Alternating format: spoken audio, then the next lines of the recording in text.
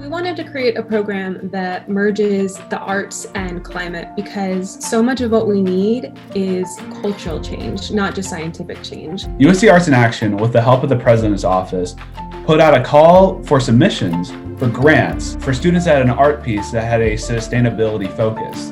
And it's this really interesting intersection between environmental interests, but also artistic endeavors.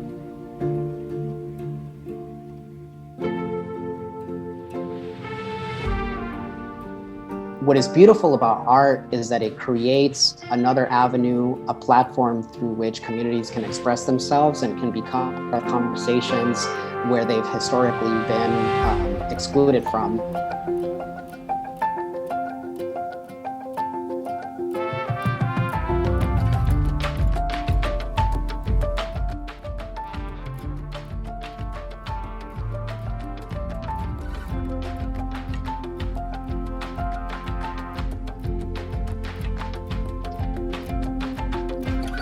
We live in a society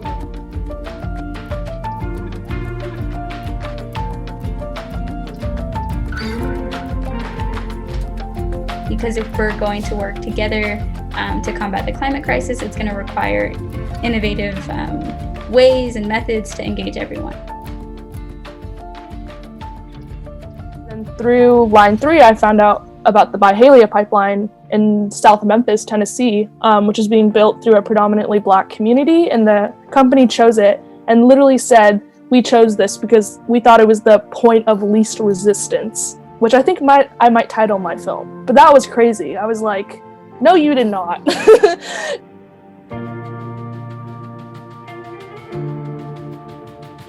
My parents grew up in the Bronx and stuff, so seeing kind of the environmental justice issues around that too, and how most of the dumping sites are where communities of color are, that's another big factor I want to bring into this podcast, is showcasing different perspectives.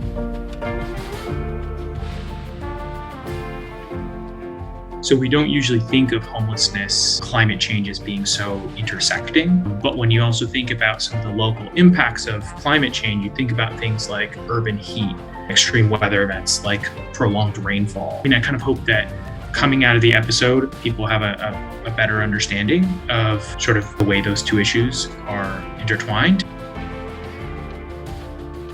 I think for us, it was really important being able to elevate the vision and voice of young teenage girls of color to be able to influence the narrative of what's going on in Boyle Heights now, because they're the future, right? So the climate crisis is going to affect them. Anytime you choose to focus on history and focus on the social lives of people, like environmental justice is just always there. Was really first interested in pursuing music because of nature.